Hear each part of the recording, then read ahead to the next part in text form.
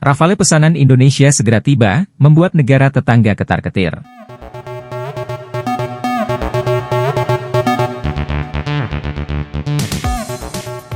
Indonesia, sebagai salah satu negara kepulauan terbesar di dunia, terus memperkuat pertahanan militernya untuk menjaga kedaulatan wilayah, baik di darat, laut, maupun udara. Salah satu langkah besar yang menjadi sorotan internasional adalah pembelian jet tempur Rafale produksi Prancis. Tidak hanya menjadi kebanggaan nasional, kehadiran jet tempur canggih ini juga memicu perhatian, bahkan kekhawatiran, dari negara-negara tetangga di kawasan Asia Tenggara. Latar belakang pembelian Rafale. Pada tahun-tahun terakhir, Indonesia menunjukkan komitmen serius untuk memodernisasi peralatan militernya. Sebagai bagian dari rencana strategis ini, pemerintah Indonesia menandatangani kontrak besar dengan Dassault Aviation, perusahaan manufaktur pesawat asal Perancis, untuk pembelian jet tempur Rafale.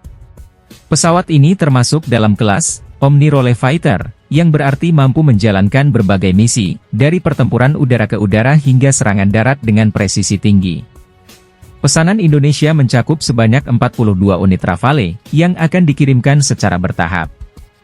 Tidak hanya itu, kontrak tersebut juga mencakup pelatihan pilot dan teknisi Indonesia, serta transfer teknologi untuk mendukung industri pertahanan lokal. Langkah ini dianggap strategis, mengingat letak geografis Indonesia yang berada di jalur lalu lintas internasional serta sering menghadapi tantangan keamanan di kawasan Laut Cina Selatan. Keunggulan jet tempur Rafale. Jet tempur Rafale bukan pesawat sembarangan. Pesawat ini telah diakui di dunia militer sebagai salah satu yang paling canggih dan serbaguna. Beberapa fitur utama yang membuat Rafale unggul adalah: 1. Kemampuan multiperan. Rafale dapat berfungsi sebagai pesawat tempur superioritas udara, pesawat pengintai, hingga pembom taktis. Kemampuan ini memberikan fleksibilitas tinggi dalam berbagai situasi pertempuran. 2. Sistem avionik canggih. Pesawat ini dilengkapi dengan radar AESA, Active Electronically Scanned Array, sistem peperangan elektronik Spectra, dan kokpit digital yang mempermudah pilot dalam mengoperasikan berbagai senjata. 3. Kecepatan dan manuver. Dengan kecepatan maksimum Mach 1.8 dan kemampuan manuver tinggi, Rafale mampu bertahan dan unggul dalam pertempuran udara. 4. Persenjataan mematikan. Rafale dapat membawa berbagai jenis senjata, termasuk rudal udara ke udara Meteor, bom berpemandu laser, dan rudal jelajah Scalp. Persenjataan ini membuatnya menjadi ancaman serius bagi musuh. Reaksi negara tetangga.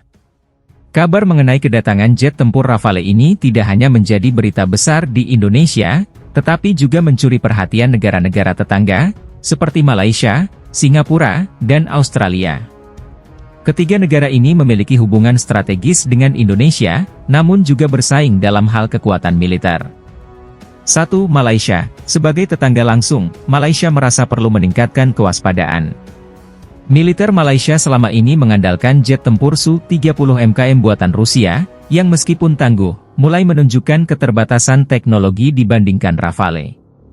Ada kekhawatiran bahwa dominasi udara di kawasan mungkin akan bergeser ke Indonesia. 2. Singapura. Meskipun memiliki teknologi militer yang canggih, Singapura tetap memonitor perkembangan ini dengan serius.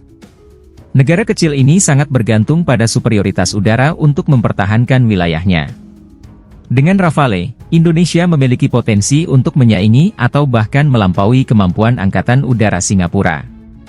3. Australia. Sebagai sekutu dekat Amerika Serikat, Australia mengandalkan armada F-35 Lightning II untuk mempertahankan keunggulan militernya.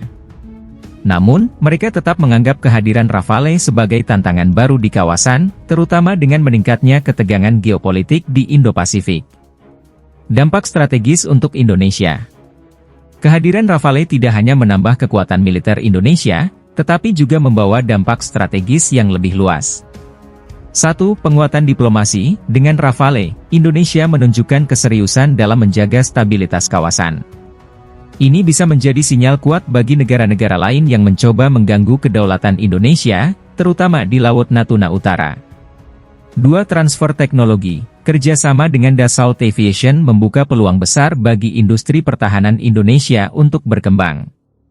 Transfer teknologi ini memungkinkan Indonesia untuk mulai memproduksi sendiri sebagian komponen pesawat tempur di masa depan.